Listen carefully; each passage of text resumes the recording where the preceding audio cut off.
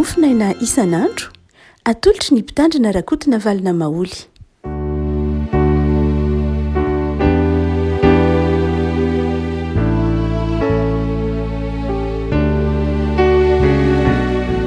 Falnarabatsika avako malalatra ty alakamisy fahasivy apolopolo ny volana desambra ity. Ny mofinaina voalahatra ho antsika anio dia ny Matio toko faharoa. Matio toko faharoa andiny fahatelo ambin'ny folo ka hatramin'ny andiny fahadimy ambin'ny folo. Vakina amin'ny anaran'i Jesosy. Ary noho ny fahalasana andeha ireo, indro nisy anjelin'ny tompo niseho tamin'ny Josefa tamin'ny nofoka nanao hoe mifoazy ianao ka ento ny zazakely sy ny reny dia mantsira any Egipta ary mitoera any ambara-pilazako aminao fa Heroda efa hitady ny zazakely ovonoiny. Dia nifoha izy ka nitondra ny zazakely sy ny reniny raha mbola alina ty alasanak'ainy Egipta ary nitoetra tany izy ambara-pahafaton'i Heroda mba hatanteraka izay nampilazain'i Jehovah amin'ny mpaminany hoe nantsoiko hiala tany Egipta ny zanako. Ray masonao manana masinana ny fahamarinana ny teninao ny fahamarinana. Amen. Fiavana ity tantara ity dia maneho amintsika ny zavatra nitranga tamin'ny fotoana nahaterahan'i Jesosy. Tsy nahafaly ny olona rehetra akory ny krismasy. Tsy nitondra fifaliana ho an'ny olona rehetra akory ny krismasy. Nisy ny nifaly toy ireo mpiandry olon-tanetsa, ny fianakaviana manodidina an'i Jesosy, ny ray aman-dreniny zany, fa nisy kosa ny tsy faly. Ny magy dia ny ombim-pifaliana, fa Heroda kosa dia tsy faly tamin'ny fahaterahany i Jesosy. Tsy faly izy satria tsy hoe tsy nadio fo loatra, fa tsy faly izy satria noheveriny fa haka ny toerany Jesosy. Noheveriny fa haka ny toerany Jesosy. Noheveriny fa azy ny fanjakana. Heroda zany nihevitra fa azy ny fanjakana, azy ny fahefana, ka dia nitao an-tsainy dia ny hoe haka n'izany fahefana zany Jesosy. Raha ny tena marina nefa raha nisaotra masina jerena dia Jesosy tsy handrombaka fahefana. Maka ny fahefana izay efa anazy Jesosy. Jesosy efa mpanjaka tompon'izao rehetra zao, fa Heroda no nangalatra ny fahefana. Satria Heroda dia tsy nitondra ny vahoaka araka izay sitrapon'Andriamanitra. Hany ka nitebiteby izy manoloana ny zavatsarotra izay iainany ka nahatonga ny vahoaka nangetaeta mpanjaka dia ny zanak' Davida Jesosy io. Tsy nahafaly ny olona rehetra hoy isika ny krismasy. Tsy voatery nitondra fifaliana ho an'ny olona rehetra ny krismasy, fa misy ny faliny tamin'ny krismasy. Raha toa ka jerentsika ny toko faharoa andiny fahatelo ambin'ny folo ka hatramin'ny fahatelo ambin'ny folo dia mahita isika fa ny voalohany indrindra tsy faly tamin'ny krismasy dia ireo olona izay mihevitra fa efa feno izy. Efa feno izy, tsy mila na inona izy, ary tsy miandry zavatra na inona izy. Ny olona rehefa feno zavatra dia afaka malala ny tanany dia tsy afaka mandray intsony izy. Na dia izay zavatra tsara tahaka ny inona aza dia tsy afaka mandray izy rehefa feno ny tanany. Ny vera na ny kapoaka rehefa feno rano dia raha mbola rarahana ihany dia izao mihoatra. Rehefa feno dia tsy afaka mandray na inona intsony. Ary betsaka ny olona afaka malala amin'izao taonjato hiainantsika izao no efa feno ka tsy afaka mandray intsony na inona. Na dia ny zanak'Andriamanitra izay tonga mamangy azy ara dia tsy hay intsony, tsy vita intsony mampiatrano azy. Izay ny sarin'ilay krismasy. Izao tontolo izao dia nihevitra hoe feno izy. Nihevitra hoe efa feno izy ka tsisy ninona intsony afaka raisiny. Hany ka ilay tsara indrindra teo nandalo teo aminy ara dia tsy azo noraisina intsony. feno rahatsorona, feno fakofakon-javatra drazay ny tanan'izao tontolo zao. Feno ny lafy ny tebiteby isan-karazany, feno ny firehetam-pon'izao tontolo zao, feno lalao, feno kilalao, feno zavatra maro isan-karazany, hany ka na de mandony eo ambaravarana de hian-trano ilay zanak'Andriamanitra hitondra fiadanana de efa feno ny trano, feno ny fo, tsisy fitiavana fahana mandray tsony le zanak'Andriamanitra.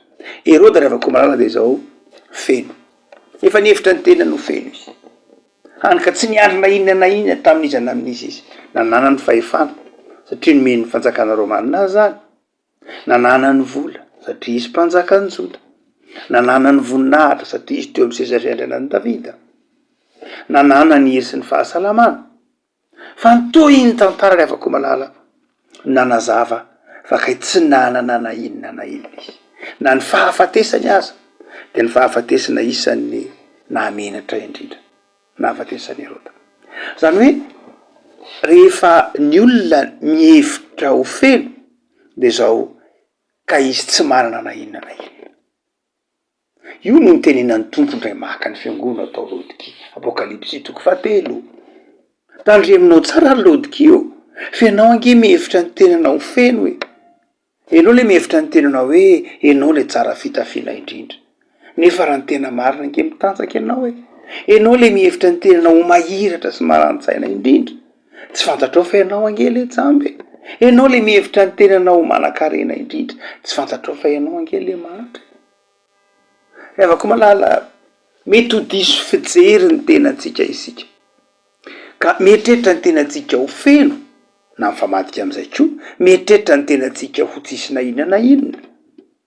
Ny krismasy rehefa koa malala de manazava amitsika, mampahiratra ny masontsika ka ahafantarantsika hoe inona ny bangy eo amiko, inona ny zavatra tsisy eo amiko, inona ny zavatra ilaiko, inona ny zavatra andrazako amin'Andriamanitra, inona koa ny zavatra andrasan'Andriamanitra amiko. Herôda rehefa koa malala de feno fakala satria tsy vonona ny handray zavatra na amin'izy na amin'izy. Zay rehefa koa malala no tsony hoe zao tontolo zao. Zao tonjatony antsika zao de tonjaton'ny fanindraindrana ny fahafenon'ny olombelona. Any ka ny olombelona ankehitriny de tsy mana-toerana intsony ny finoanan'Andriamanitra. Na Andriamanitra nahary zao tontolo zao aza de roahin'ny olombelona hiala eto amin'izao tontolo zao. Tsy mana-toerana ao am-pon'ny olona intsony ny finoanan'Andriamanitra, tsy mana-toerana ao am-pon'ny olona intsony na eto amin'izao tontolo zao Andriamanitra. Teraka taizisy asa re, teraka aiza izy na teraka aiza, raha am'izao andro kehitriny zao no andro nahaterahan'ny tompo. Rehafako Herôda mpanjaka eto de sarina zao tontolo zao, sariny zao tontolo zao zay mihevitra fa tsy manana na inona na inona irina intsony izy, tsy manana na inona na inona zavatra mahaory azy izy, tsy manana na inona na inona andrasana na amin'izy na amin'izy izy, satria efa tonga teo amin'ny tapon'ny fahefany sy ny voninahiny sy ny maha izy azy. Raha koa malala ny krismasy de mitondra fifaliana ho an'ny mpino, fa ny krismasy dia tsy mitondra fifaliana ho an'izay tsy manana an' Jesosy. Fa ny faharoa rehefa koa malala de izao, hozy manao hoe Herôda dia tsy afaka nandray na inona na inona satria nihevitra ny tena no feno izy. Fa ny faharoa de izao, tsy mitondra fifaliana ho an'ny olona zay mihevitra ny fahafenona ho efa nanany ny krismasy, fa izao koa ny krismasy koa de tsy mitondra fifaliana mihitsy ho an'ny olona mihevitra fa azy ny zavatra rehetra, azy ny zavatra rehetra izay eo aminy. Rehafako raha toa ka mijery isika de ny fiaina kristianina de ampianarina ny hoe zao a ny zavatra rehetra zay eo aminao de avy amin'Andriamanitra. Fototra maha kristianina ny kristianina ny fiheverana, fa pindran'izy, mpitantan'izy, na ny ainy, na ny fananany, na ny fahasalamany, ny zavatra rehetra zay eo aminy dia nampindraminazy. Fototra zany ry havako malala amin'ny fiainana kristianina, tena fototra. Fototra fa ny fiainana kristianina dia fiainana ahatserovan'ny olona fa ahatserovan'ny kristianina fa mpitantana zay nomen'Andriamanitra azy izy. Fa Herode ry havako malala tsy nihevitra mihitsy ho mpitantana ny zavatra zay eo am-pelantanany, fa Herode de nihevitra fa azy izao tontolo zao, azy hatramin'ny ain'ny olona azy. Ary io izy fa na dia vahiny tahaka ny ireo magy aza, olon-kendry tahaka ny magy, de ny bakony, de no ambaniny, satria tena fanambanina mihitsy no hoe mba te hiankohoka am'zany mpanjaka zany zanaky Davidy zany mpanjaka zany fa mandehana ianareo de lazao eto amiko eto mba hiankohofako any. Tena fahambany toetra mihitsy, sady fahambany toetra sanatria fahambany toetra ny fanambanina ny hafa mihitsy, satria mandainga amin'ny hafa, mamandrika ny hafa, mamandrika olon-dehibe, mamandrika olona manakaja tahaka ny magy. Dia fitahany Herode ary tsy gaga isika raha ohatra ka tsy navela ny anjely sy ny lalakafa nasen'Andriamanitra, natoron'Andriamanitra nandehana ny magy, satria fandrika maheo ihany fa tena fanaovana tsinitsinina mihitsy ireo magy. Ary Herode de zay mihitsy tsy manaja ny maha olona, tsy manaja ny hafa, mampanday, tsy menatra ny mandainga amina olon-dehibe amin'ny hafa mba ahafahana manatratra ny tanjona tika tongavana, ahafahana miazana fahefana de mandainga eo anatrehana olona tahaka ny magy, de ataotsika hoe olon-dehibe, olo manakaja. De tsy mampaninona ny Herode ny nandainga tahaka zany.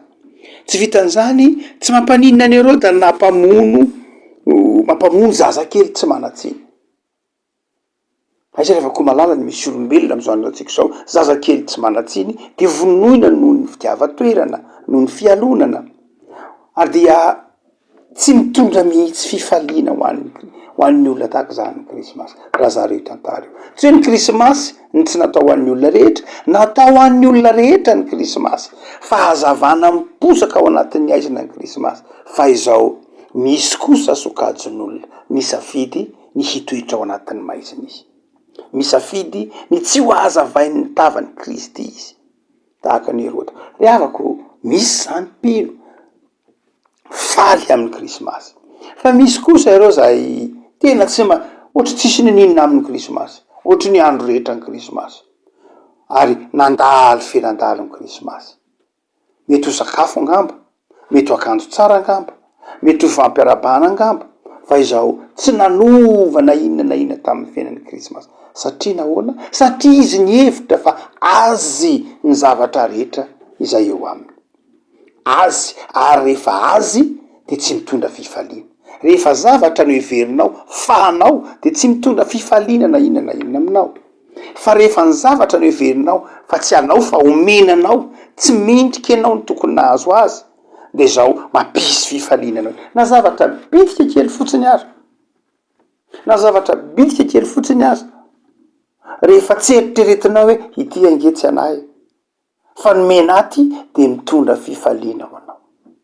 Na andro anankiray fotsiny alaivo sary an-tsaina manao hoe misy olona mangataka tombon'andro herintaona, 2 volana, 10 taona, de omen'Andriamanitra an'izany, de mahatsiaro hoe faly, satria tombon'andro anankiray indray no omen'Andriamanitra. Fa raha mieritreritra manao hoe zokonge zange tanora, zange salama, zange zokonge novelona 20 taona, 70 taona, 250 tsy haiko taona sy ny sisa, move mitondra fifaliana ho anao ny tombon'andro na ny andro miposaka. Fa rehefa fantatrao fa io andro anankiray miposaka anio de zao tombon'andro anao, tsy anao. Fa misy olona am'izao ora sy fotoana zao miady amin'ny fahafatesana, misy olona tsy nahatratra n'iny masoandro zay natrehanao androany, tsy hoe ratsy fanahy izy, tsy zay loatra, tsy mpamono olona koa azy izy, fa milanda ho fotsiny izy satria zay ny fandaran'Andriamanitra fenao no men'Andriamanitra tombonandro de zao rehefa tsapanao zay hoe nomenanao angely izy de mampisy fifaliana. Fa rehefa noeritreretinao hoe anao io zonao io zay tianao anaovana azy de zao tsy mitondra fifaliana ho anao. Ny krismasy ry havako malala tsy fananantsika olombelona akory fa fananan'Andriamanitra. Tsy zavatra antsika io fa nomen'Andriamanitra atsika. Ary zay fahatserovantsika hoe ny krismasy de fanomezan'Andriamanitra izay de mitondra fifaliana ho atsika. Iny ry havako malala tsy ho tahaka ny Herôda, tsy nahafantatra ny namangin'ny tompo azy, tsy nahafantatra ny lanjan'ny krismasy. Engany tsy ho tahaka zany isika fa mahafantatra ny namangin'Andriamanitra atsika. Fa ny fahatelo sady farany ry havako malala izay tsapa amin'ity andininy fahatelo ambin'ny folo ka hatramin'ny fahatelo ambin'ny folo de ny fahalebiazan'ny fandaharan'Andriamanitra. Raha toa ka mijery tsara sika de ny hoe nahoana moa zany ara Jesoa no nampandosirin'Andriamanitra tany Egypta, nahoana Jesoa no nirahan'Andriamanitra ny ray aman-dreny nitondra azy tany Egypta, fa misy inona tany Egypta, fa nahoana ny tany Egypta. Raha toa ka mijery tsara sika de Matthieu no mitantaran'io. De hoy Matthieu manao hoe misy heviny io mifanaraka am'izay faminaniany lazainao se atoko faraika ambin'ny folo andininy voalohany manao hoe nantsoin'Andriamanitra hiala tany Egypta ny zanany. Azo adorona fa ny filazantsara-masina araka ny Matthieu de nosoratana ho an'ny église judéo-chrétienne, zany hoe nosoratana ho an'ireo jiosy miova kristianina, nosoratana ho an'ny jiosy kristianina ny filazantsara-masina araka ny Matthieu. Ary satria nosoratana ho an'ny filazantsara-masina araka ny nosoratana ho an'ny jiosy kristianina filazantsara-masina Matthieu de zao mampatsiaro azy ny testamenta taloha mandrakariva, mampatsiaro azy ny lalana ny diavina sy ny tondran'Andriamanitra azy. Eo zany Matthieu de mampatsiaro ny jiosy fa Jesoa de namakivaky ihany ko miainga tany Egypta tahaka andry taranaky Jakoba. Tany Egypta ihany koa no lalovan'i Jesoa zany ny fahoriana miaina ny zanak'Israely tany Egypta. Zay ny dikany. Amin'ny Matthieu de zao tsy hoe teraka tao an-tranon'omby ihany Jesoa, tsy hoe amin'ny Matthieu de zao tsy hoe tao anatin'ny fantrana ihany Jesoa, fa zao noentin'ny Jesoa koa ny fangejana, noentin'ny Jesoa koa ny fanandevozana sy ny fahandevozana tany Egypta. Novakivakian'i Jesoa ihany koa zany izany fahantran'ny zanak'Israely tany Egypta zany. Namakivaky ny hevitra ihany koa zany Jesoa mazava ho azy, namakivaky ny fahantrana koa zany Jesoa mazava ho azy. Fantatry Jesoa zany izany hoe hifiry zany fahaverezan-jo satria vezo tany Egypta ny zanak'Israely. Fantatry Jesoa zany ny zavatsarotra isan-karazany izay lalovan'ny zanak'Israely tany Egypta. Rehavako malala ny krismasy ve, ny krismasy zany de zao tsy nitondra fifaliana ho an'i Herôda satria nihevitra ny tena no feno izy, nihevitra ny tena no tompony zao rehetra zao sy manam-pahefana am'izay rehetra eo ampelantanany izy, hany ka tsy mitondra fifaliana ho azy. Fa mitondra fifaliana ho an'iza kosa, mitondra fifaliana ho anao zay mahatsiaro ho mangetaheta fifaliana, mahatsiaro ho mangetaheta fiadanana, mitondra fifaliana ho anao mpino izay mahatsiaro mivahiny ety am'ty zao tontolo zao ty. Mitondra fifaliana ho anao zay mibanjina ny fiainana mandrakizay, mitondra fifaliana ho anao zay miandry ny fiavian'ny tompo. Ny krismasy de mitondra fifaliana ho anao sy fanantenana manao hoe ho avy ny andro tsy maintsy hifarana ny fahantrana, ho avy ny andro tsy maintsy hifarana ny fangirifirina, ho avy ny andro iona amin'ny tompo, ho avy ny andro iona amin'Andriamanitra amin'ny fanjakany. Mitondra fifaliana ho atsika zay manana zany etaeta izany ny krismasy. Ny krismasy de mitondra fanantenana ho an'izay rehetra miandro ny tompo, ho an'izay rehetra mahatoko ny tompo, ho an'izay rehetra mametraka ny fiainana eo am-pelantanan'ny tompo de mitondra fifaliana ho azy ny krismasy. Ary zay raha teo ny krismasy. Fa zaza niteraka ao atsika, zaza lahy nomena atsika, zay nodikany hoe krismasy. Ny krismasy de fanomezana, fotoana fandraisana zay nomen'Andriamanitra. No zany de mitondra fifaliana. Sokafiariny tananao am'izao taona ifaran'izao aza fenona ny zavatra zao tontolo zao, na ny fo na ny tanana na inona fa sokafo ny fonao andray ny fanomezan'Andriamanitra, sokafo ny fonao andray ny fahasoavan'Andriamanitra, sokafo ny fonao andray ny fifaliana omanin'Andriamanitra. Fa raha fenonao ny zavatra tontolo zao de tsisy heviny aminao na itaona vaovao avy io aza. Fa mitondra fifaliana sy fanantenana ho anao io rehefa manaiky hamotsotra hanafoana zay zavatra heverinao ho fikirina am'ty tany fandalovany ty ianao, mandalo angeny tany. Any Jehova zay rehetra eo aminy fa fandalovany. Fa izao revako malala meteza handray ny fiadanam-po sy ny fifaliana atolotry Jesosy ho anao am'izao krismasy zao. Ny tompony ampahiranao revako malala ary ho fifaliana ho anao ane ny taona vaovao zay omeny ny tomponao. Ivavakisika tompo misaotra anao noho ny fotoana ahatsiarovanay fa ny krismasy de fotoana fanomezanao. Ataovy mahay manokatra ny tananay sy ny fonay zay handray zay omaninao anay de ny tsara indrindra. Esory atao-ponay tompo ny fitokisa-tena fa zay eo aminay ankehitriny ny tsara indrindra. Fa zay omaninao sy zay avy aminao ihany ny tsara indrindra eo amin'ny fiainanay. Tsy zay omeny zao tontolo zao, tsy zay eto am'izao tontolo zao, fa zay nomenao anay, zay natolotra ao anay, sy zay mbola ho atolotra ao anay ny tsara eo amin'ny fiainanay. Tompo, sotranao zahay fa noavaozinao. Sotranao zahay fa tsy nataonao tahaka ny zanako zao tontolo zao, fa ataonao mahay mifaly amin'ny krismasy. Ataonao mahatakatra fa ny krismasy de fanavaozam-piainana sy fiavaozam-piainana.